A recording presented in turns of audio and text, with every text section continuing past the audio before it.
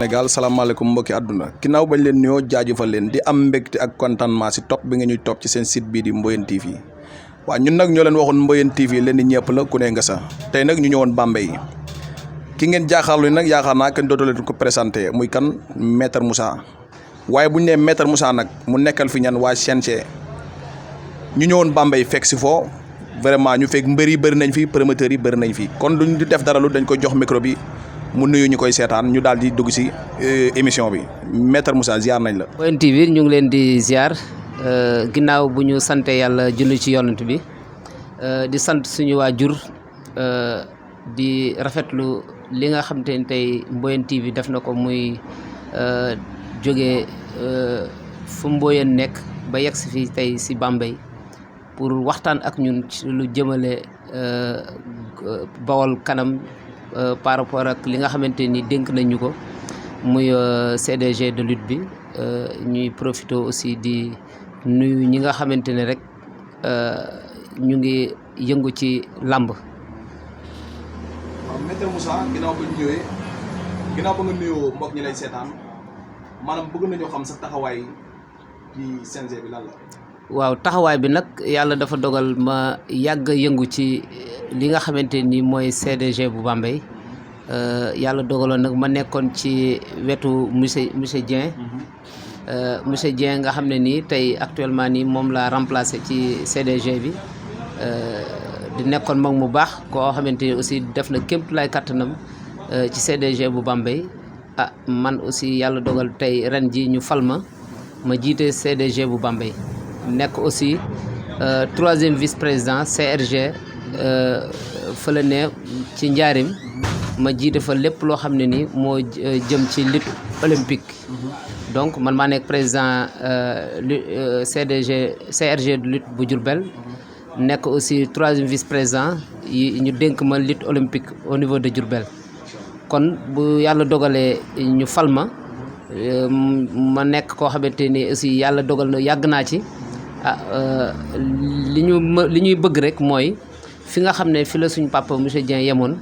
ñu tàmbalee foofu pour jëm ci kaw suñu objectif nag je pense que yomb na parce que nit ki bu fekkee ne liñ la dénk am na as tuut loo ci xam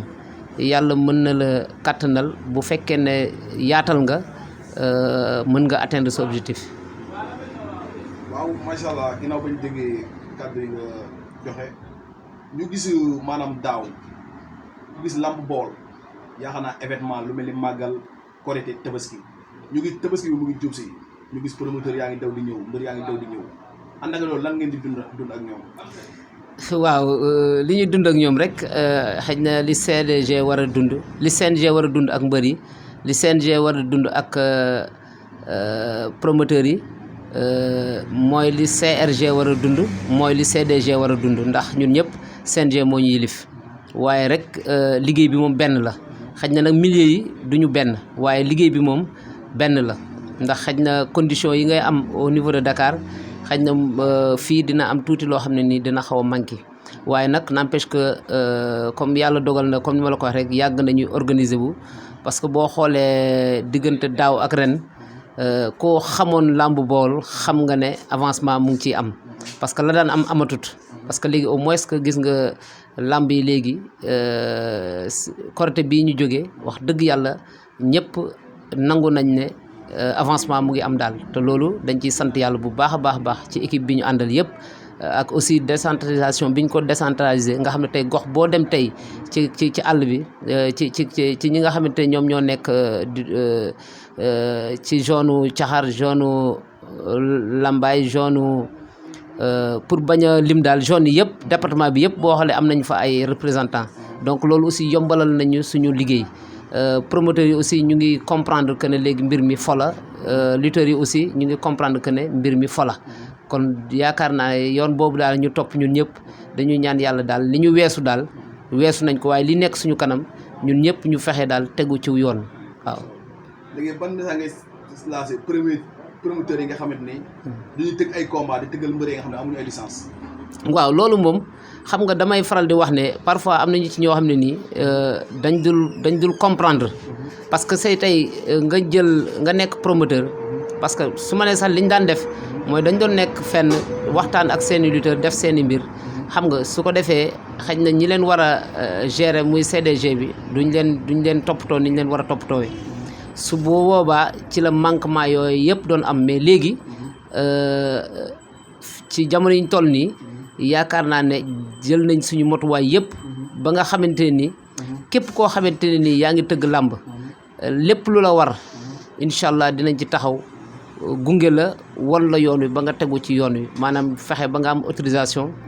fexe aussi ba avant ngay am autorisation aussi lépp looy def CDG bi da koy xam te da ci teg bëtam parce que loolu bu fekkee ne mu ngi am rek problème yu bëri dootul am waaw moo tax daal yaakaar naa ne nii ñu ko defee daal kenn ku nekk bu defee li mu war a def rek ñun ñëpp si jàmm la ñu nekk mais pour assurer la que ne yenn détails yi daan am moom wax dëgg yàlla mënatul am daal ak man parce que am na loo xam ne nii boo ko defee au lieu que nga yaakaar da ngay dimbal nit ki mais da ngay gaañ nit ki parce que mbër mu amul licence nga bàyyi ko mu bëre su boobaa bu ci amee fitna yow da ngay am problème ñun ñëppay am problème parce que kenn ku ci nekk da nga naan kii la te licence yi damay faral di wax ne licence sens la parce que tey nit ki mën nga koo gis mu nekk en forme xam nga taxaw physiquement nga yaakaar ne kii wër na fekk na warut moo tax kenn ku nekk bu defee liggéeyam rek dégâts yu bëri mën na bañ a am kon damay conseiller sama mbokk sportif yi xamal leen ne licence yi li ci ëpp solo mooy visite médicale bi ngay dem ci hôpital médecin de sport bu xam sport xam nit xool la ba ne la ay la yéen mën ngaa compétir ci saison bi loolu daa gën a neex parce que tey boo nee fii laa jëm nga wóor na la fii foofu la mais nga laajte boo laajte da ngay gën a sawar ci yoon wi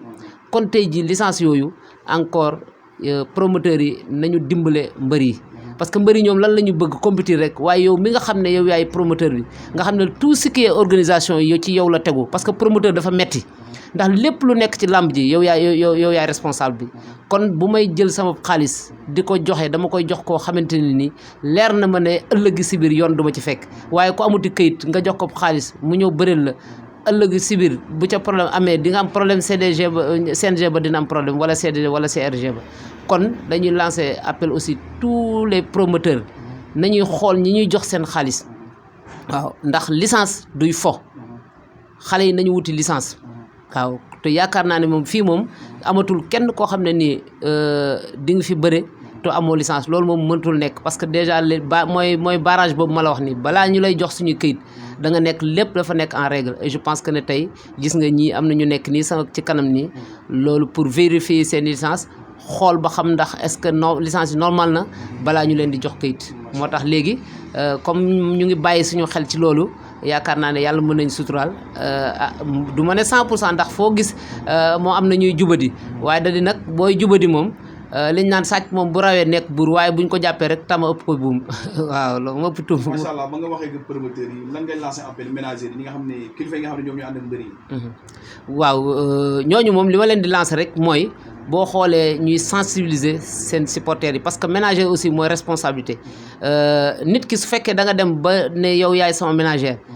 yow waratoo nangu mbër mi di la wax ne nii ngay def. man su ma xamee ne man maay sa kilifa maa lay yenu di la teg fu ma neex waaye yow dooma yenu di la teg fu ko neex faiblesse boobu aussi ménageurs yi ñoom dañ ko war a bañ man soo ma joxee sa bopp